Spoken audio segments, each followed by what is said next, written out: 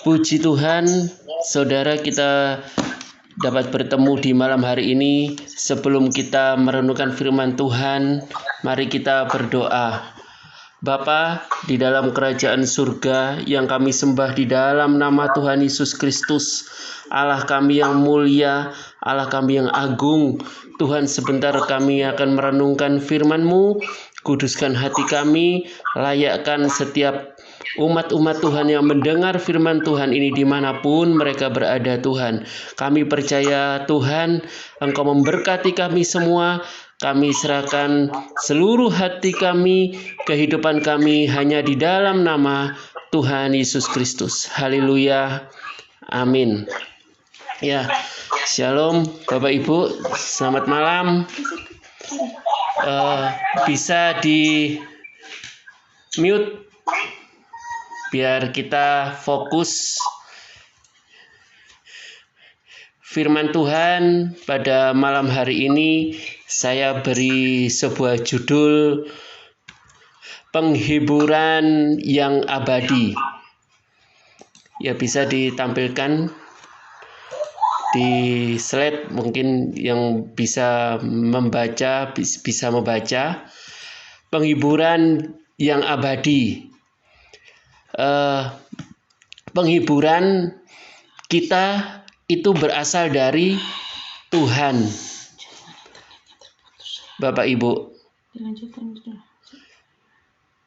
Jadi setiap apapun yang kita alami, setiap situasi yang Tuhan beri atas kita, itu semuanya memiliki arti, ya. Semuanya itu memiliki tujuan. Di saat kita diberikan Tuhan situasi yang gembira, kita senang, Bapak Ibu. Tetapi saat situasi tidak menguntungkan bagi kita, kita sedih. Tapi saya percaya apapun situasi yang Tuhan berikan kepada kita, Tuhan yang telah memberi penghiburan itu kepada kita. Ya, kita buka Alkitab kita. 2 Tesalonika pasal 2 ayat 16 dan 17. Saya ulangi, 2 Tesalonika pasal 2 ayat 16 dan 17. Saya akan bacakan. Bagi yang bisa membaca, silakan mengikuti di layar monitor. 2 Tesalonika pasal 2 ayat 16 dan 17. 16, dan Ia Tuhan kita Yesus Kristus dan Allah Bapa kita yang dalam kasih karunia-Nya telah mengasihi kita dan yang Ia menganugerahkan penghiburan abadi dan pengharapan baik kepada kita. 17, kiranya menghibur dan menguatkan hatimu dalam pekerjaan dan perkataan yang baik. Ya, Tuhan yang selalu memberi penghiburan kepada kita, baik itu secara pekerjaan kita, apapun yang kita kerjakan, Tuhan selalu memberi penghiburan. Karena apa? Tuhan mengasihi kita sehingga Tuhan memberikan penghiburan abadi kepada kita. Ya, ayat yang ke-16. Di situ ditekankan Tuhan memberi penghiburan yang abadi. Ya, abadi itu maksudnya apa? Terus-menerus, dari kekal sampai kekal, selama-lamanya, itu yang dikatakan abadi, Bapak Ibu. Jadi penghiburan yang dari Tuhan itu kekal. Kalau penghiburan dari teman-teman kita, teman-teman sekitar kita, itu sifatnya sementara. Ya. Jadi kalau penghiburan dari teman-teman kita, penghiburan dari saudara-saudara kita, itu sementara, Bapak Ibu. sehari 2 hari sudah hilang. Paling banter seminggu. Tetapi kalau Tuhan yang memberi penghiburan, itu sifatnya kekal. Amin, Bapak Ibu. Ya, puji Tuhan. Jadi untuk Bu Narti, penghiburan yang Tuhan berikan kepada Bu Narti saat ini adalah penghiburan kekal, penghiburan abadi. Ya, penghiburan abadi dalam apapun itu Tuhan pasti hiburkan. Baik kepada kita, dan kiranya menghibur dan menguatkan hati kita. Jadi penghiburan Tuhan itu menguatkan hati kita.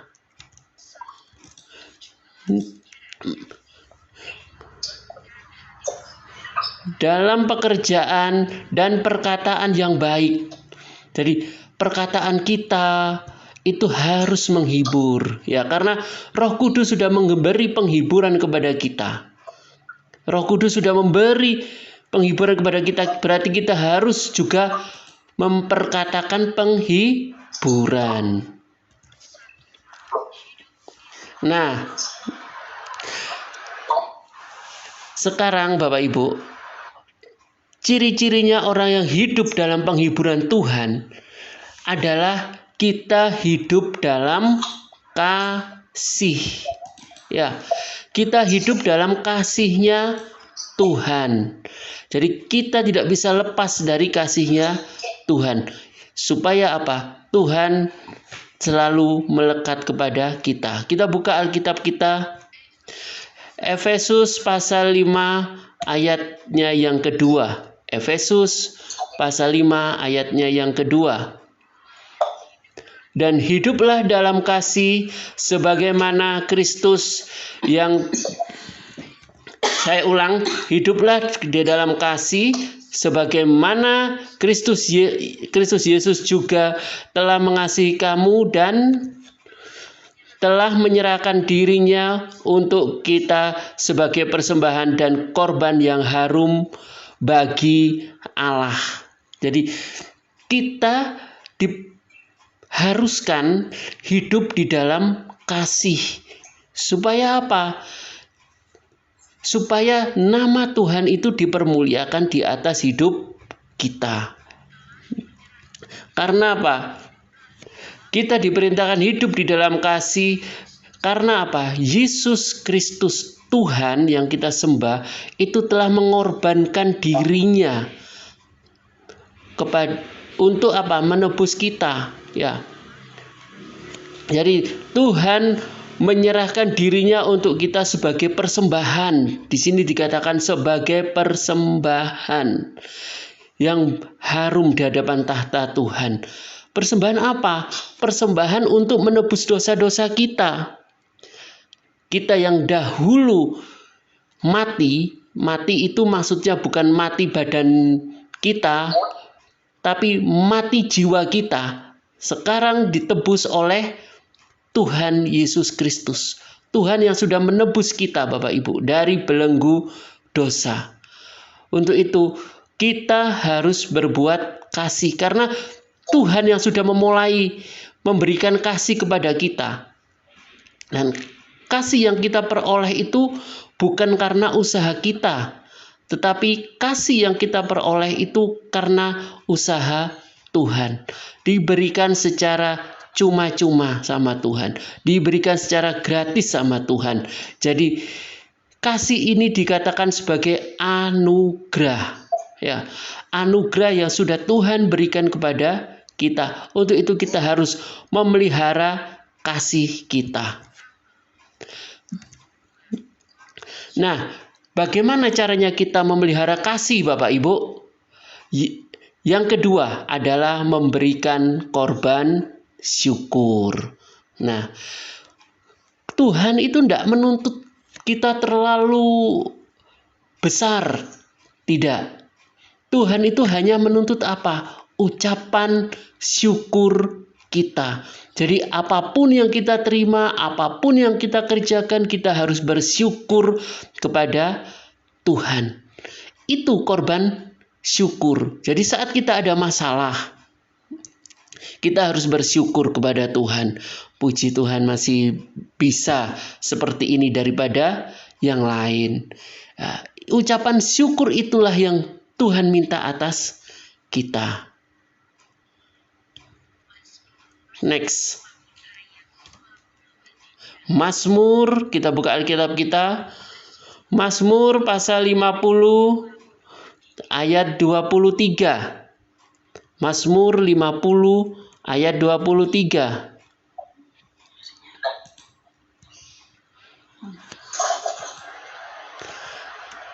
Saya bacakan. 23, siapa yang mempersembahkan syukur sebagai korban, ia memuliakan aku. Siapa yang jujur jalannya, keselamatan yang dari Allah akan kuperlihatkan kepadanya. Jadi ada dua hal penting Bapak Ibu. Di sini ada dua hal penting. Yang pertama, siapa yang mempersembahkan syukur sebagai korban? Yang pertama, siapa yang mempersembahkan syukur sebagai korban, ia memuliakan aku. Maksudnya memuliakan Tuhan. Barang siapa yang mempersembahkan syukur, dia mempermuliakan Tuhan. Jadi syukur kita Bapak Ibu itu bisa memuliakan Tuhan. Ya. Bagi kita yang mempersembahkan syukur, apapun yang kita hadapi tidak bersungut-sungut, ya, kita hadapi dengan kekuatan daripada Tuhan, itu dikatakan memuliakan nama Tuhan. Itu persembahan syukur yang pertama. Yang kedua, Bapak Ibu, yang kedua itu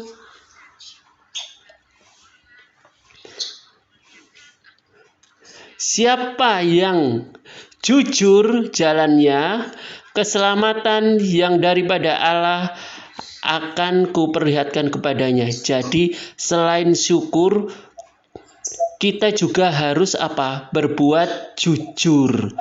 Dan saat kita berbuat jujur, janji-janji Tuhan akan digenapi kepada kita. Tuhan akan memberikan keselamatan kepada kita. Jadi Tuhan akan memberikan keselamatan. Ini janji Bapak Ibu ya. Yang pertama tadi persembahan syukur, ya, itu untuk memuliakan Tuhan. Dan yang kedua adalah janji Tuhan memberi kita apa? Keselamatan. Itu. Jadi saat kita berkorban memberikan syukur kita, itu Tuhan juga berjanji kepada kita supaya apa? Tuhan memberikan keselamatan. Apapun yang kita kerjakan, kita selamat. Apapun yang kita kerjakan, kita diberkati oleh Tuhan. Tapi Bapak Ibu, persembahan syukur itu tidak bisa kita kerjakan hanya dengan kata-kata. Tuhan tidak mau kita hanya mengucapkan syukur itu melalui bibir kita, melalui kata-kata kita. Bahkan ucapan syukur itu hanya di dalam hati kita.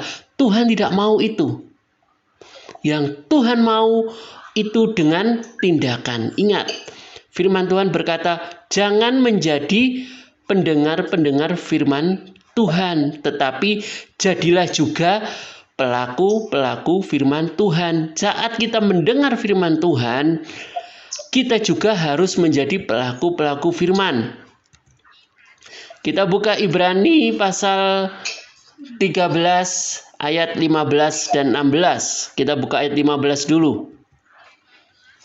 Sebab itu, marilah kita oleh Dia senantiasa mempersembahkan korban syukur kepada Allah, yaitu ucapan bibir yang memuliakan namanya. Jadi ucapan syukur ini tidak cukup dikatakan di dalam hati kita yang paling dalam. Tidak cukup. Tuhan menghendaki apa? Dikatakan dengan bibir kita. Tadi sempat saya singgung ya. Harus dikatakan dengan bibir kita.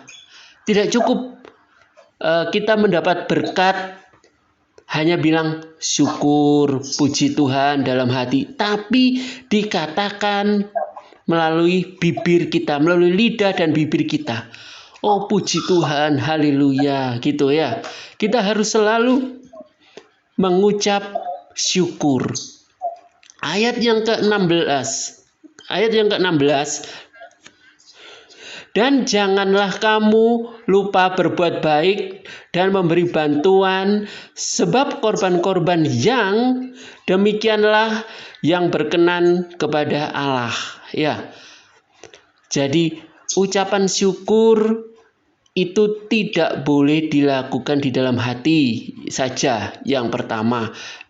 Yang kedua, ucapan syukur harus kita kerjakan dengan bibir kita. Tidak cukup dengan bibir kita, Bapak Ibu. Firman Tuhan menganjurkan apa? Dengan perbuatan. Dengan perbuatan kita. Apa? Memberi apa tadi? Di ayat 16. Dan janganlah kamu lupa berbuat baik. Jadi berbuat baik untuk memberikan bantuan. Bantuan kepada setiap orang yang membutuhkan, terlebih kepada saudara-saudara kita yang membutuhkan, Bapak Ibu. Jadi ada suatu tindakan nyata, ya, ada tindakan nyata. Tidak cukup bersyukur Tuhan sudah memberkati aku, bersyukur Tuhan sudah memberkati anak-anakku. Tidak cukup seperti itu. Tapi langsung dengan action. Kita berbuat baik, kita sudah diberkati, kita juga harus menjadi berkat. Ya. Tuhan sudah memberkati kita. Kita juga harus menjadi berkat bagi orang lain. Supaya apa? Berkat-berkat Tuhan yang disalurkan kepada kita itu juga kita salurkan kepada orang-orang yang membutuhkan. Jadi contohnya ya, saya beri sebuah contoh gini. Ada penampungan air, ada galon gitu Bapak Ibu ya. Galon ini diisi penuh. Terus diisi penuh. Lama-lama kenapa? Tumpah. Ya. Tetapi kalau di bawahnya galon itu dipasang paralon, pipa, dipasang pipa Bapak Ibu. Kemudian pipa itu disalurkan ke kamar mandi, pipa itu disalurkan ke mana? Ke bak penampungan yang lain. Nah, tandon yang di atas itu akan diisi terus menerus, karena tandon itu nggak akan bisa penuh karena selalu disalurkan.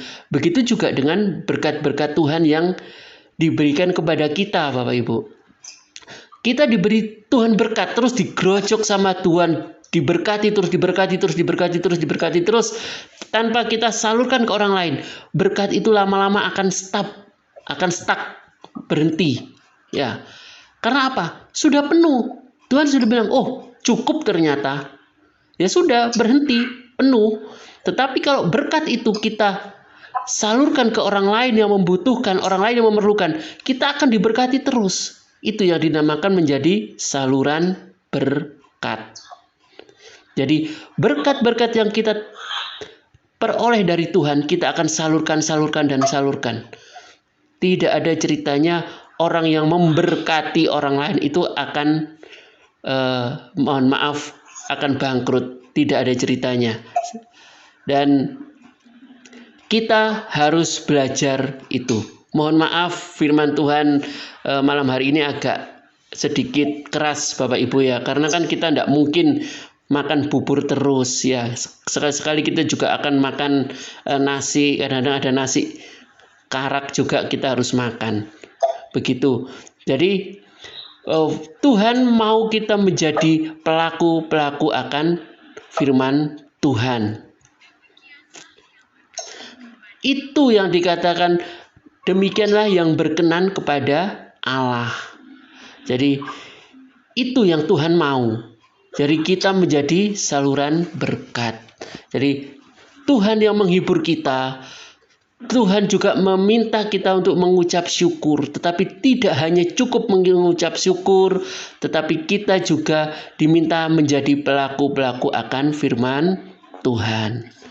Kesimpulan firman Tuhan pada malam hari ini, Roma pasal 12 ayat 1. Saya akan bacakan. 1. Karena itu, saudara-saudara, demi kemurahan Allah, aku menasihatkan kamu supaya kamu mempersembahkan tubuhmu sebagai persembahan yang hidup, yang kudus, dan yang berkenan kepada Allah. Itu adalah ibadahmu yang sejati. Jadi Tuhan meminta tubuh kita secara utuh, Bapak Ibu. Jadi ini menjadi persembahan kita yang sejati di hadapan Tuhan yang berbau harum. Demikian firman Tuhan yang bisa saya sampaikan. Mari kita berdoa. Bapa, kami mengucap syukur akan firman-Mu. Kami percaya Tuhan, kami tidak hanya menjadi hamba-hamba-Mu, menjadi umat-umat-Mu Tuhan yang hanya mendengar firman-Mu, tetapi kerinduan kami rindu untuk menjadi pelaku-pelaku akan firman Tuhan. Kami percaya Tuhan, kami serahkan saat ini keluarga kami yang hadir di tempat ini, walaupun kami secara daring, secara online. Tuhan, kami percaya Engkau memberkati kami semuanya di rumah kami masing-masing. Kami serahkan Tuhan ibadah kami di malam hari ini hanya di dalam nama Tuhan Yesus Kristus. Haleluya. Amin.